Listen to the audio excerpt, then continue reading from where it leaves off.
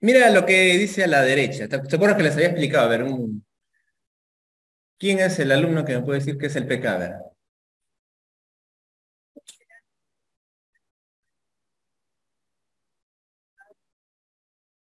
Muy bien. ¿Y de quién depende? O sea, a ver, ¿de quién es el pK? ¿Del cuerpo o del fármaco? Ya, ¿y de quién depende el pK? O sea, ¿de quién depende el medio? El pH. ¿Del fármaco o del cuerpo? Muy bien, perfecto. Uy, 20, 20. Depende del cuerpo, ¿no? Por eso el omeprazol necesita estar en un pH de 4, ¿no? Para desdoblarse en pH de 4. Y el pH no lo da el omeprazol, el pH lo da el cuerpo, ¿no?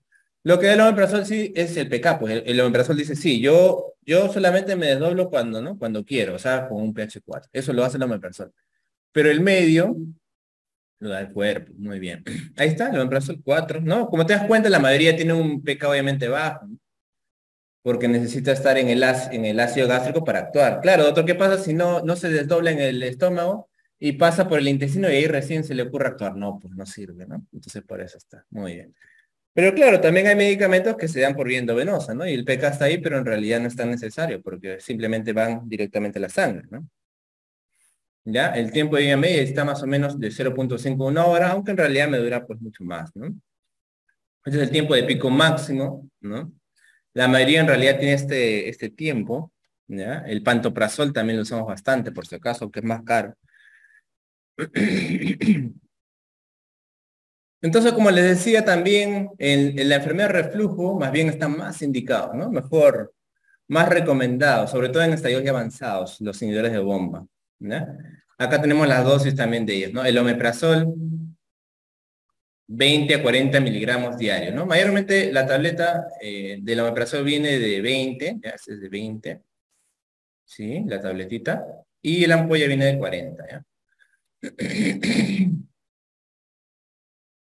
Estas cosas sí, o sea, lo que yo les puntualizo porque tienen que conocer porque lo van a usar, ¿no?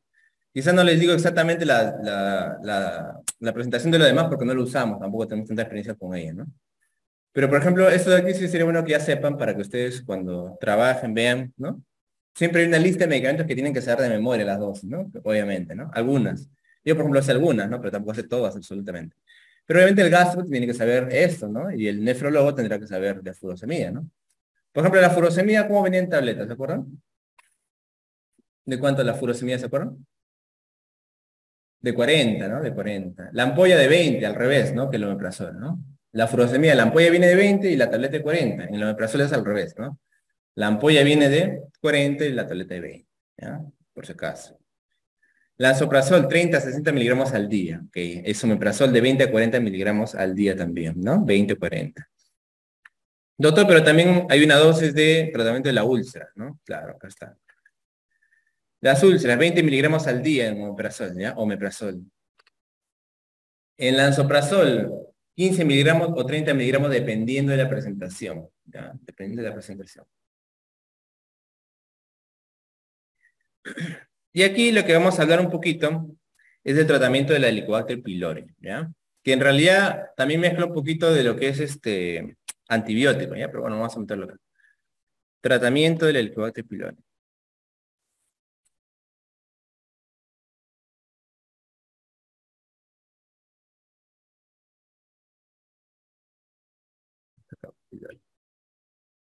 ¿Ya? Para eso en realidad habían distintos tratamientos, ¿ya? Clásicamente había un tratamiento triple y cuádruple, ¿ya? Pero actualmente eso es el cuádruple en realidad.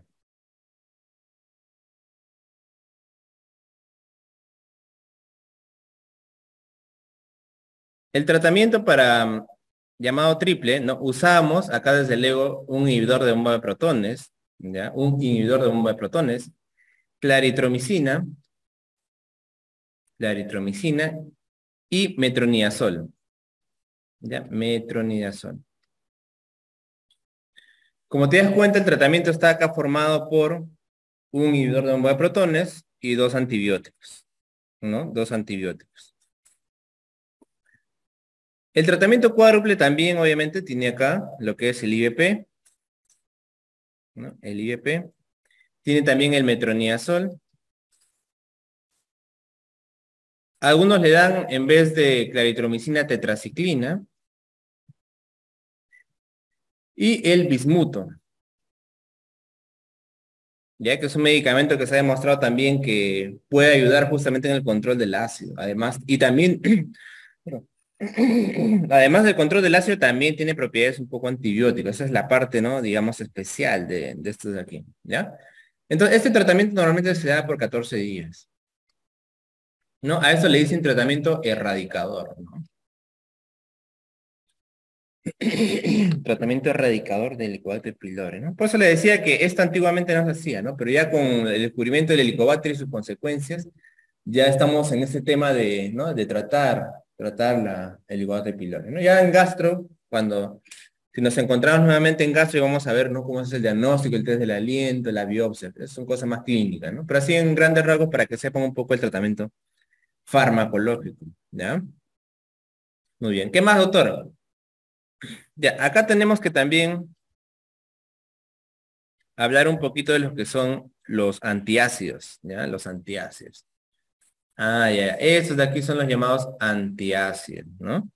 Pues le decía, ¿no? Pueden decir que el omeprazol tiene una función antiácida, sí, pero el nombre correcto del antiácido está reservado para estos de aquí, ¿ya? Para estos de aquí.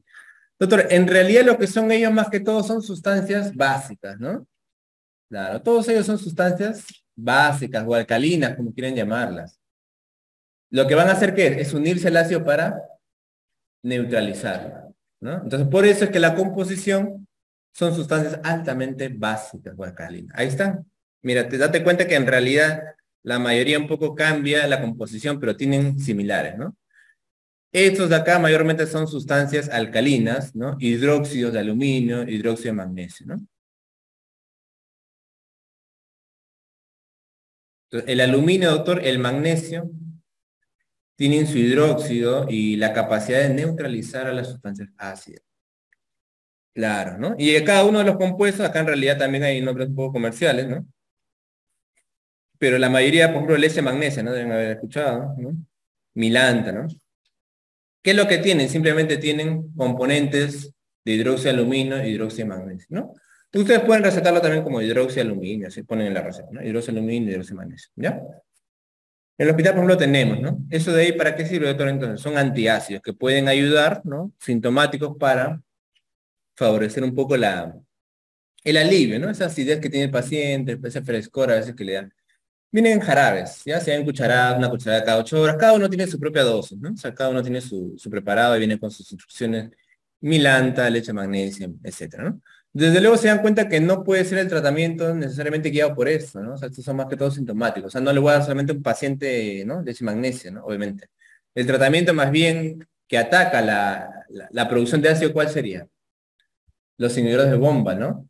O los antihistamínicos, ¿no? Los antiácidos, ¿ya? Eso de aquí, como les digo, son compuestos que me ayudan a neutralizar el ácido, ¿no? Pero no atacan la causa de la producción de ácido, ¿no?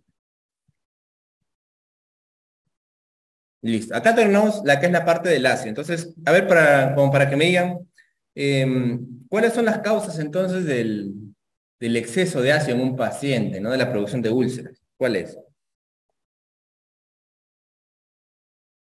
¿Cuáles son las causas? A ver. ¿Mm? AN, ¿qué más? Muy bien, es lo que hemos hablado. ANS, Helicobacter pylori, ¿qué más? El estrés, ¿no? El estrés, también, ya sea en UCI o también el estrés que podemos tener nosotros en la vida diaria, ¿no? Obviamente el dejar de comer también, ¿no? En la etapa de estudiante muchas veces algunos dejan de comer, ¿no? Se sacan las comidas, obviamente, ¿ya? Entonces, toda esta es la causa de este aumento del ácido, ¿no? Y para contrarrestarlo, entonces, ya hemos estudiado qué es lo que debe hacerse, ¿no? La causa, como te digo, entonces, hay que atacar la causa con los fármacos, pero obviamente también la causa raíz, ¿no? Obviamente el estrés, ¿qué más? El comer a las horas, ¿verdad? ¿No? El uso de AINES como un protector en todo caso, ¿no? Desde luego. El alcohol también es una causa, obviamente, de acidez, ¿no? Y la misma infección también por el Helicobacter pylori, ¿ya? Muy bien, pero en gastro entonces tenemos que hablar también de otras cosas, ¿no? Además de antiácidos o inhibidores de bomba de protones. También está en la parte ya un poquito menos, digamos, importante porque no es lo que usamos tanto. Los laxantes, por ejemplo, ¿no? Los laxantes, ahí están, laxantes. Los laxantes son medicamentos, desde luego, que me van a ayudar a combatir el estreñimiento, ¿no? Ya, el nombre del estreñimiento, el nombre médico, ¿cómo se dice? Constipación, ¿no? Entonces, hay unos fármacos que tienen acción luminal. ¿Qué es luminal, doctor? En el lumen, o sea, en el centro del tubo digestivo, ¿no? Ese es el tubo y el lumen es, desde luego, la luz, ¿no? La luz. Cuidado porque a veces se confunden, ¿no? Pues la luz quiere decir el centro, ¿no? El agujero, ese es luz, lumen, ¿no? Por ejemplo, salvado de trigo, ¿no? Forman masa, el salvado de trigo, ¿no? Que ustedes deben conocerlo, ¿no? También es indicado, ¿no? Compra de tu salvado de trigo, de trigo, ahí lo usas con yogur, etcétera, y te ayuda, ¿no? Forman masa, ¿qué es lo que hacen? Otra vez, no son medicamentos que van a receptores, no, solamente forman masa, ¿no? Es un mecanismo de acción físico, ¿no? Agentes osmóticos también, ¿no? Compuestos humedecedores de heces, llamados también algunos emolientes, el docusato, aceites minerales, ¿no? Y luego están los estimulantes o irritantes inespecíficos, que eso ya tienen efectos sobre la secreción de líquido, sobre todo el líquido del tracto digestivo. Por ejemplo, acá está el bisacodyl, ¿no? Que lo usamos bastante. Pastillita que viene 5 miligramos. Su grupo se llama difenilmetano, ¿no? Estimula ahí la secreción del líquido, por lo tanto hace que las heces sean más disueltas, ¿no? Antraquinonas, esto que es cáscara sagrada, son productos medio naturistas, digamos, ¿no? El aceite de ricino también, ¿no? Que deben haberlo escuchado, que ya no se usa mucho en realidad. Preferimos bisacodilo, que es más suave, ¿no? Menos dañino, menos tóxico, ¿no? El aceite de ricino. Mayormente usamos bisacodilo, ¿no?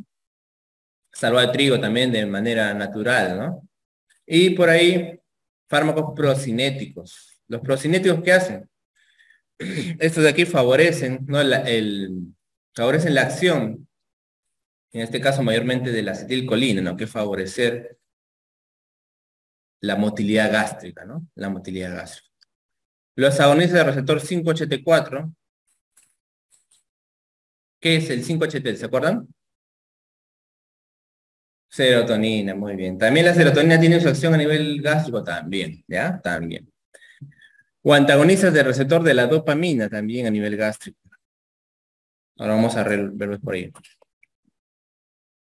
Acá están los laxantes formadores de la masa, ¿no?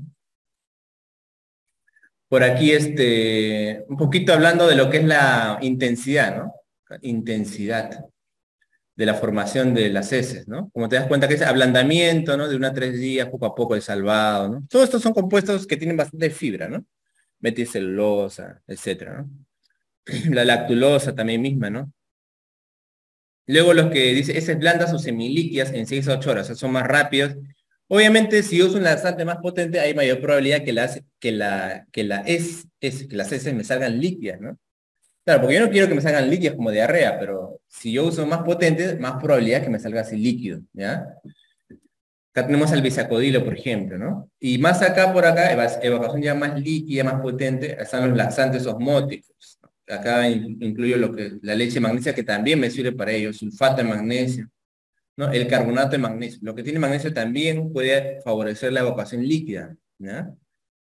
Tenemos carbonato de magnesio en el hospital, también lo usamos, ¿no? Pero por ahí probamos preferir antes el bisacodilo porque me da las heces más formadas, no tan líquidas a veces, ¿no? Pero ya en casos que a veces van a haber abolitos, ¿no? Que es bien difícil, ¿no? No crean que le damos 1, 2, 3 días, 4, nada, ¿no? Hay que hacerle enema incluso a veces, ¿no? Ya son cosas más, muy aparte ya de solamente la formación de eso, ¿no? Muy bien.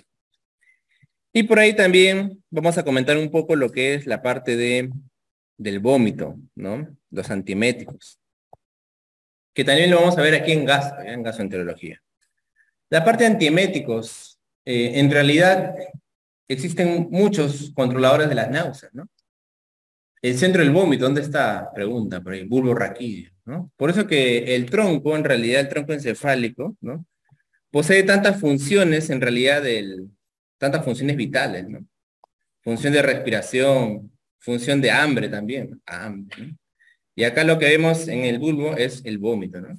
Y ya saben ustedes que el vómito es importante, sobre todo, pues, para evitar que el paciente se aspire, ¿no? O sea, una persona, por ejemplo, tú cuando no comes algo, te quieres atragantar, hay un reflejo de tos y también de vómito, ¿no? Eso es normal.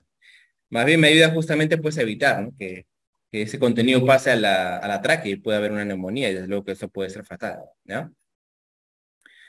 Pero esto de aquí también tiene una área de activación, que es la área postrema. Esta zona tiene quimiorreceptores, o sea, unos receptores que van a recibir el estímulo de diversos químicos, como ven ahí, ¿no? La serotonina, la dopamina, ojo, ¿ah? O sea, el efecto a nivel del vómito, justamente la serotonina y la dopamina, va porque también tiene receptores a nivel justamente del sistema nervioso central, ¿ya? Entonces no crean que todo se resuelve en el intestino directamente, ¿no? El núcleo de tracto solitario, todo esto de aquí que se encuentran pues en el tronco encefálico, ¿no? Tienen estos receptores, mira tú, ¿ya? Y desde luego que en el mismo intestino y en el estómago también encontramos producción, ¿no? De este caso de la serotonina, ¿no? Y el receptor serotonina, que es la 5-hidroxitriptamina, ¿se acuerdan? 5-hidroxitriptamina. Pero al estómago le pueden llegar desde luego también irritantes, ¿no? Porque como dice ahí, ¿no? Bacteria, una infección, ¿no? Bacteriana. ¿Cuántas veces no nos ha dado, ¿no? Por estafilococo, ¿no? Podemos nuestra mayonesa, nuestra torta y ahí empieza el dolor, ¿no? Y eso de ahí, esa irritación también genera, obviamente, disparos hacia el sistema nervioso para que uno vomite, ¿no? La intoxicación alimentaria, ¿sí o no? ¿Cuántas veces, no? Que en las noticias se ve. Pues eso de ahí justamente va hacia el sistema nervioso y la persona empieza a vomitar, ¿no?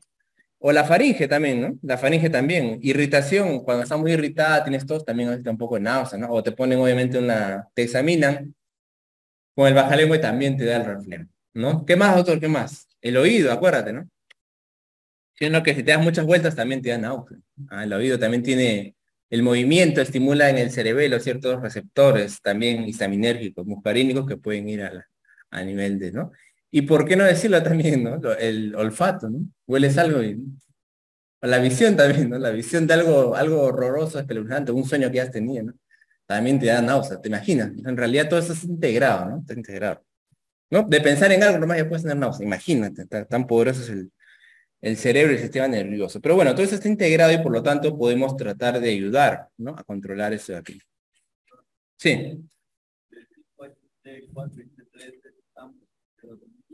sí, claro, por supuesto. Sino que es el nombre del receptor, 3 y 4. El nombre, ¿no? Acá vamos a estudiar sobre todo el HT3, que es el más importante. En este caso vamos a hablar de los antagonistas, ¿no? El antagonista del receptor 5-HT3, el ondansetron, ¿no? Este de aquí, por ejemplo, yo no lo había escuchado cuando era estudiante, ¿eh? Todavía no estaba muy comercializado ni había llegado al Perú, ¿no? El ondansetron, ¿no? Ahora ya existe, ya lo tenemos, pero tampoco lo podemos usar tanto, ¿no? Tenemos ciertas restricciones. El ondansetron, ¿no? Ahí, como dices, es el más poderoso actualmente, el más fuerte. No existe más que eso para el vómito, ¿ya? Y lo usamos sobre todo para pacientes con cáncer, ¿ya? Los que tienen vómitos más refractarios, así que con nada pasa, son los pacientes con cáncer, ¿ya? Sobre todo ocasionado por la quimioterapia, como dice, por los citotóxicos, ¿ya? O sea, esos citotóxicos, la ciclofosfamida, toda la bomba que le damos a los pacientes con cáncer producen náuseas, vómitos. Y como te digo, a veces son terribles 20 veces al día, ¿no? Te le pones grabón, nada pasa, ¿no? Entonces, en esos casos, ondansetron. Después, antagonistas del receptor de dopamina, pero que tienen acción central, ¿no? La metoclopramida, bastante conocida, ¿no? Eso sí la tenemos hace años, ¿no? Lo conocemos bastante, la metoclopramida. Es un procinético también, ¿no? Como les había dicho, procinético acelera el ritmo del tracto gastrointestinal y también es un antiemético. ¿Mm? Ah, ya, ya. El ondansetron más que todo tiene acción acá nomás, ¿no? Eso sí es más central. Algunos receptores de la antagonista del H1 también pueden tener cierta, la ciclicina, por ejemplo, ¿no? Ok, ¿no? Los antagonistas del receptor muscarínico, acuérdate que hemos hablado de que hay varios, ¿no? Varios receptores que pueden influir en el vómito. La iosina, la escopolamina, también, ¿no? Que lo usamos más para el dolor, como les dije, pero también puede usarse un poquito por el efecto náusea, ¿ya? Y por ahí tenemos otros, incluso con receptor cannabinoide, pero obviamente, ¿no? Cannabis, pero eso no lo tenemos en realidad. Ahí tenemos estos cuadritos que siempre me gustan porque te hacen recordar y de manera práctica puedes tenerlo y recuerdas los efectos que tienen estos medicamentos a otro nivel, ¿no? A nivel de todos los neurotransmisores, ¿no? Por ejemplo, acá tenemos, vamos a ver, mire, el haloperidol, por ejemplo, ¿no? El haloperidol, por ejemplo, es un medicamento que lo usamos, no sé si les comenté, sí les comenté, ¿no? ¿Qué es el haloperidol? ¿En qué rango? ¿Mm? Parapsicosis, muy bien. Sí, pero ¿cómo se llama el grupo? Antipsicótico, ¿no? Antipsicótico, ¿no? Ahorita se me dio otro nombre, el otro sinónimo. ¿Alguien se acuerda de qué hemos hablado? Ahorita se me viene, ¿ya? Antipsicótico, ¿no? Antipsicótico. El haloperidol entonces bloquea el receptor de dopamina, pero también puede ayudar un poco en la parte de las náuseas. Por eso que lo usamos justo con la morfina. ¿Mm? Ya sería parte de, vamos a hablar un poco más adelante según un analgésico. Morfina con haloperidol, ¿ya? Morfina con haloperidol. Neurolépticos se llaman también, neurolépticos, el otro sinónimo, ¿no? Antipsicótico neuroléptico. El droperidol por ahí, ¿no? Antiserotonina, ya hemos hablado, ¿no? Granicetrón, ondansetron. Mira que lo bueno de esto es que es bien específico, ¿no? Bien específico, ¿no? Bastante específico, ¿no? Antihistamínicos, acá está el dimenhidrinato, que lo usamos muchísimo también, ¿ya? Dimenhidrinato, ese es el Gravol. Le digo el nombre comercial solo porque es demasiado conocido, ¿ya? Dimenhidrinato, histamina, pero también acetilcolina, y eso a veces puede ser medio fregadito, ¿no? Medio complicado. Dimenhidrinato, no es específico el histamina. Prometacina, ¿no? También, ok. Pero también tiene un efecto a nivel de la dopamina, la prometacina, ojo, ¿no? La escopolamina, ya saben ustedes que es típico acetilcolina, ¿no? Y acá tenemos algunos también, ¿no? La clorpromacina, ¿no? La clorpromacina, por ejemplo, es un medicamento que también tiene o sea, se usaba como antihistaminérgico, pero el problema es que tiene mucho efecto dopaminérgico, ¿no? Entonces por eso que ya no se usa. Ya no se usa actualmente, ¿no? Les había hablado, ¿se acuerdan? De la clorpromacina. Antiguo, ¿no? Los corticoides figuran ahí, pero bueno, los corticoides se usan empíricamente para también, o sea, pueden ayudar, pero no tiene un mecanismo, o sea, exacto. O sea, hay medicamentos que usamos sin conocer realmente por qué causan eso, ¿no? Por ejemplo, uno de ellos es también el dextrometorfano, por ejemplo, ¿no? O sea, no está totalmente elucidado su mecanismo de acción, sea para la tos, pero no se sabe exactamente, ¿no? Los corticoides para las náuseas, por ahí algunos lo recomiendan de tercera a cuarta línea, pero no se sabe exactamente. Y como ven ahí no tiene ningún efecto a nivel de los transmisores que hemos hablado, ¿ya? La metoclopramida es un medicamento que es importante que lo conozcan, ¿ya? 10 miligramos viene en tabletas y en ampollas, ¿ya? 10 miligramos. Pueden usar en tableta en ampollas. ¿Para qué me sirve, doctor? Para náuseas, ¿ya? Para el reflujo, como les había dicho, porque es un procinético, ¿ya? Pero también puede causar un poquito de diarreas. Para el estreñimiento también lo puedo usar, ¿no? Para la suboclusión intestinal, justo tenemos un paciente ahorita que está con suboclusión en el piso. Gastroparesia diabética. Pacientes no es tan, a ver, no es tan raro, pero tampoco es súper frecuente. En los diabéticos hay un cuadro que se llama gastroparesia diabética. ¿Qué pasa? Que la diabetes, como afecta también a los nervios, también pueden lentecer el ritmo digestivo. Entonces hay una, como dice, parece como una parálisis, ¿no? Parece. Entonces, para los pacientes diabéticos que sufren de eso, les puede dar metoclopramida también. Muy bien. Náusea y vómito después de la operación, por ampollas le puedo poner, ¿no? Si no puedo darle tabletas, le doy por ampollas, no hay problema, ¿ya? La metoclopramida, ¿qué contraindicaciones tiene? Cuidado, ¿no? Que como actúa también a nivel un poco, ¿no? Dopaminérgico, uso de drogas concomitantes que tengan reflejos extrapiramidales, hay que tener cuidado. ¿Qué más? Si el paciente tiene hemorragia, cuidadito, ¿no? Porque la hemorragia, si está sangrando, yo le doy metoclopramida, puedo hacer, ¿no? Movimientos en el esófago y eso puede perjudicarlo. Si el paciente está obstruido totalmente, no su oclusión, sino obstrucción. Si está totalmente obstruido, o sea, el paciente no hace deposiciones, el intestino está.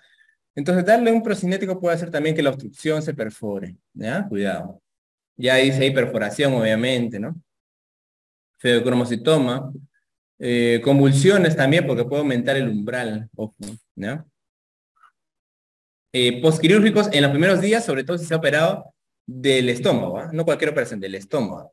Ahí sí, ¿no? Si recién le han operado, no le han manipulado y darle procinético al toque, entonces ahí como que también puede abrir, ¿no? Abrir una herida, abrir una sutura. Cuidado, ¿no? Tranquilos, tranquilos. Reacciones adversas. Frecuentemente efectos extrapiramidales. Por este tema, como les decía, de la dopamina un poco, ¿no? Los efectos extrapiramidales. ¿Qué es eso, doctor? Puede haber temblores, ¿no? Temblores, especialmente en niños y adultos jóvenes, ¿ya? Temblores. También hiperprolactinemia. Ya puede aumentar los niveles de prolactina, ¿ya? ¿Por qué otro? Porque disminuye la dopamina, por lo tanto aumenta la prolactina, ¿no? A largo plazo es esto mayormente, ¿eh? Poco frecuente, disquinesias, movimientos anormales también. Somnolencias, diarreas, depresión, síndrome neuroléptico maligno, ¿no? Por lo que hemos hablado, ¿no? Salpullido, raramente trastornos de la conducción cardíaca también, ¿no? Y metamoglobinemia sería mucho más raro, ¿no? Una variación de la hemoglobina, se llama metamoglobinemia, ¿no? Rarísimo.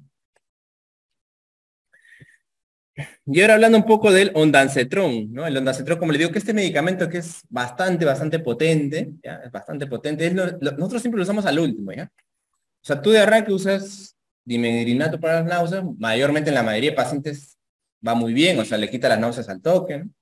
Vas también de viaje a provincias, a veces te dan mareos, tomas tu dimegrinato, tranquilo, ¿no? La metoclopramida también, a veces pacientes que vomitan mucho, digamos, dimegrinato y metoclopramida a la vez, ¿ya? Por ampollas. Pero si aún así el paciente vomita, ¿no? Y dale, que no podemos pararlo, ahí sí podemos usar el ondansetron, ¿ya? Como dice ahí, mayormente actúa sobre el HT3, ¿ya? En realidad no importa mucho el HT4, más importa el HT3, y por eso más bien es de que se han producido otros, como siempre ya imaginarán más costosos, que son más selectivos, ¿no? El granicetrón también, ¿no? Eso sí lo tenemos también, ¿ya? Los demás sí no, dolacetrón, paloncetrón, eso todavía no, ¿ya? Pero ondansetron y granicetrón, ¿ya? El ondansetron tiene un tiempo de vida media de 3.9 horas, bastante corto, a diferencia del granicetrón, ¿no? Y ahí están las dosis que podemos usar, digamos, ya en infusiones, en pacientes bastante... Estos, como te digo, mayormente se usan pacientes ya que están hospitalizados, bien delicados, ya, bien delicados, ¿ya? Sus indicaciones ahí están, mayormente es en pacientes con cáncer, como les digo, ¿no? Casos extremos. No es bueno darle tampoco a cualquiera, es caro además también, ¿ya? Doctor, si tengo una diarrea, una intoxicación, mi onda cetro, no, pues, ¿no? Grabó el dipendrinato, ¿no? Estoy con mi diarrea, malestar, o por el tramadol también, que el tramadol vamos a verlo más adelante en otra clase de analgésicos, causa náuseas, es muy frecuente. Ahí no voy a dar ondansetron, ¿ya? Eso lo reservo para casos ya demasiado complejos. Contraindicaciones, ahí están, las reacciones adversas, desde luego, constipación, ¿no? O sea, un poquito el estreñimiento, también puede dar diarrea, como les digo, los efectos son así a veces, se queda de boca, cefalea, fatiga, broncoespasmo, rubor también un poquito, hipo, ¿no? Rubor, hipo. Y muy raramente cuidado con las enzimas hepáticas, en pacientes cirróticos sobre todo, ¿ya? Trastornos visuales y vértigo, arritmias, también un poco de síntomas extrapiramidales, pero no tanto como la metoclopramida, ¿no? Por eso, con la metoclopramida, está bien, hay que usarlo, pero por ahí siempre, ¿no? En ancianos, cuidado, ¿no? Si la persona tiembla, también tranquilos nomás, decirle que es algo esperable, ¿no? Que eso pasa, no hay problema, ¿ya? En algunos pacientes la metoclopramida también los desorienta, empiezan a dar incoherencias, es raro, ¿ya? Pero todo eso hay que tenerlo siempre en cuenta, ¿no? Y manejarlo tranquilamente, ¿no? Observación, simplemente. No hay ningún tipo de antídoto.